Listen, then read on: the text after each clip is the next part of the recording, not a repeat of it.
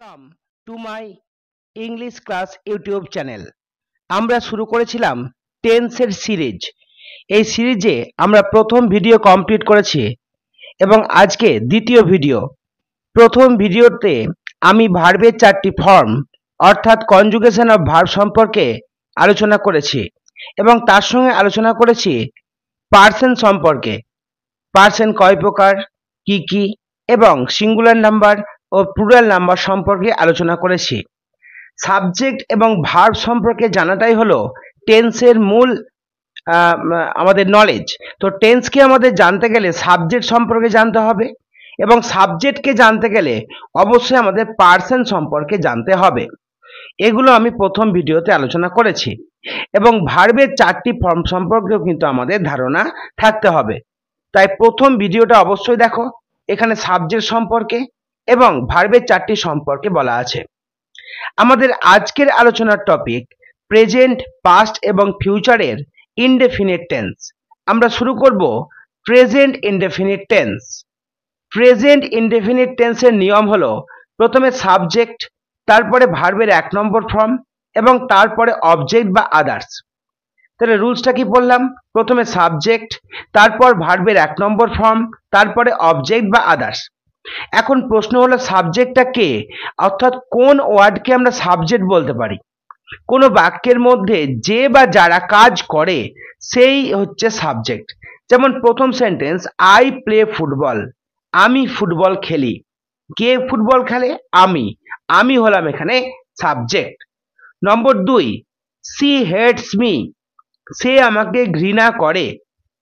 কে ঘৃণা করে? সি। তাহলে এখানে সি হলো সাবজেক্ট। 3 নম্বর সেন্টেন্স, রাহুল বাইজ এ ম্যাঙ্গো, রাহুল একটি আম কেনে। কে কেনে? রাহুল।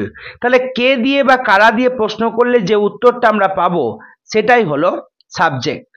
এবার তোমাদের মনে প্রশ্ন আসবে যে আমরা কেন এখানে হেটের সঙ্গে এস যোগ করেছি বা বাইয়ের সঙ্গে আমরা এস যোগ করেছি। দেখো, এইটা কিন্তু আমরা প্রথমেই আলোচনা করব। প্রথমেই দেখো, আমাদের যে ভার্বের চারটি ফর্ম রয়েছে, যেটা প্রথম ভিডিওতে আলোচনা করেছিলাম V1, V2, V3, V4 সম্পর্কে, আমরা দেখলাম প্রেজেন্ট ইনডেফিনিট টেন্সে ভার্বের 1 নম্বর ফর্মটা বসে। যেমন আমি ধরে নিলাম লাভ মানে ভালোবাসি। আমি বললাম আই লাভ মাই ইন্ডিয়া, আমি আমার ভারতকে ভালোবাসি। আই লাভ মাই ইন্ডিয়া, এখানে লাভ বসলো। কিন্তু আমি এখানে বললাম সি, তারপর লাভ না বলে লাভের সঙ্গে আমরা একটা এস যোগ করলাম। সি লাভস হার কান্ট্রি, সে তার দেশকে ভালোবাসে। এবার প্রশ্ন হলো এখানে কেন আমরা ভার্বের সঙ্গে এস বা ইয়েস যোগ করলাম বা করি? মনে রাখবে প্রেজেন্ট ইনডেফিনিট টেন্সে ভার্বের 1 নম্বর ফর্মের সঙ্গে তখনই এস বা ইয়েস যোগ হয় যখন আমাদের সাবজেক্ট আমাদের থার্ড পারসন এবং সিঙ্গুলার নাম্বার হয়। অর্থাৎ থার্ড পারসন এবং সিঙ্গুলার নাম্বার মানে এইগুলো, তখন আমরা ভার্বের সঙ্গে এস বা ইয়েস যোগ করি। ফার্স্ট পারসন আমরা আগেই পড়েছি, ফার্স্ট পারসন হলো আই এবং উই। এই ক্ষেত্রে ভার্বের সঙ্গে আমরা এস যোগ করব না। যদি আমরা একটা ভার্ব নেই প্লে, তাহলে ফার্স্ট পারসন আই এর পরেও প্লে বসবে এবং উই এর পরেও প্লে বসবে। সেকেন্ড পারসন ইউ এর পরেও কিন্তু প্লে বসবে। অর্থাৎ এক্ষেত্রেও আমরা ভার্বের সঙ্গে এস বা ইয়েস যোগ করব না।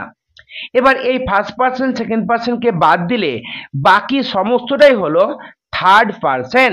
এবার এই থার্ড পারসনের যদি প্লুরাল নাম্বার হয়, একের বেশি হয়, যেমন দে মানে তারা, ডগস মানে কুকুরগুলি, টাইগার্স বাঘগুলি, বার্ডস পাখিগুলি, একের বেশি, এই ক্ষেত্রেও আমরা ভার্বের সঙ্গে এস বা এস যোগ করব না। অর্থাৎ প্লের ক্ষেত্রে প্লেই বসাবো।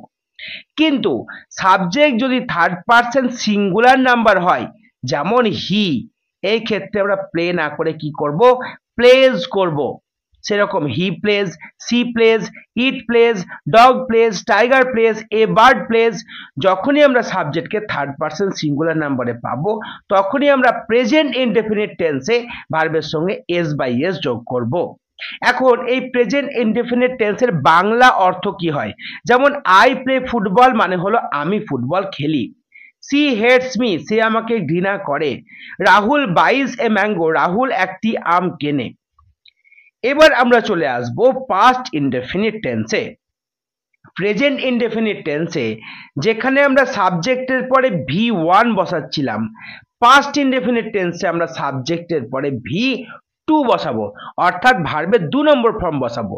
প্রথমে সাবজেক্ট, তারপর V2, তারপরে অবজেক্ট বা আদার্স।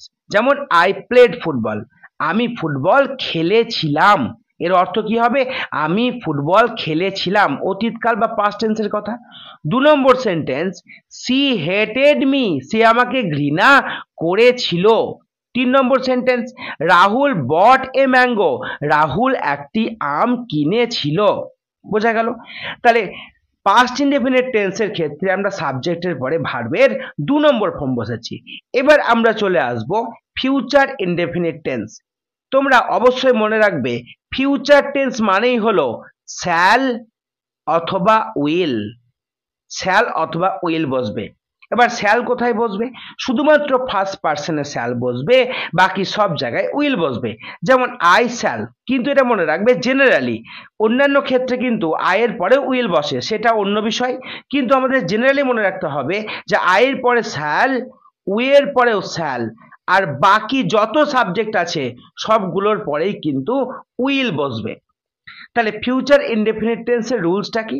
প্রথমে সাবজেক্ট, তারপর শ্যাল বা উইল, তারপরে V1 এবং তারপরে আদার বা অবজেক্ট যেগুলো বসবে সেগুলো বসবে। তাহলে প্রথমে সাবজেক্ট বসবে এবং তারপরে শ্যাল বা উইল বসবে। যেমন আই শ্যাল প্লে ফুটবল, আমি ফুটবল খেলবো। এখানে লক্ষ্য করো, প্রথমে সাবজেক্ট আই, তারপরে শ্যাল বা উইলের মধ্যে শ্যাল, তারপরে ভার্বের 1 নম্বর ফর্ম অর্থাৎ প্লে, তারপরে object football, I shall play football, আমি ফুটবল খেলবো। সেকেন্ড সেন্টেন্সে চলে এসো, she she will hate me, সে আমাকে ঘৃণা করবে। 3 নম্বর সেন্টেন্স কি আছে? Rahul will buy a mango, Rahul একটি আম কিনবে। এই হয়ে গেল আমাদের ইনডেফিনিট টেন্স।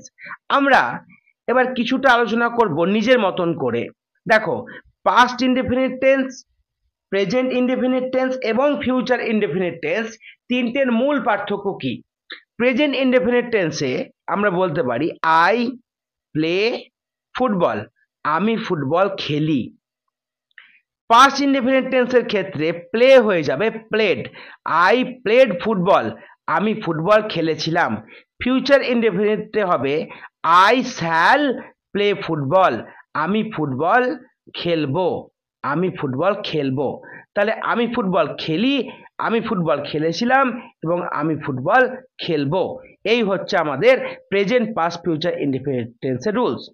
যেমন ধরে বললাম হি রাইটস এ লেটার, সে একটি চিঠি লেখে। আবার বললাম সি রোট এ লেটার, সে একটি চিঠি লিখেছিল। She will write a letter, সে একটি চিঠি লিখবে। এইভাবে আমরা প্রেজেন্ট পাস্ট এবং ফিউচার ইনডেফিনিট টেন্স করব। এর পরের দিন আমরা কন্টিনিউয়াস টেন্স নিয়ে আলোচনা করব। তাই পরের ভিডিওটা অবশ্যই তোমরা দেখবে এবং আরো বেশ কয়েকটা ভিডিও হবে টেন্স চ্যাপ্টারটিকে নিয়ে। টেন্স চ্যাপ্টারটা কিন্তু অতটাই সহজ জিনিস নয় যে খুব সহজেই তুমি একটা ভিডিওতে পারবে। সেক্ষেত্রে কি হবে, তোমার ব্রেন কিন্তু ভুলে যাবে বা নিতে পারবে না। সেই জন্য একটা করে টপিক তোমরা শেষ করো এবং চ্যানেলের সঙ্গে থাকো, তোমরা এই চ্যানেল থেকে অনেক উপকার পাবা। ধন্যবাদ।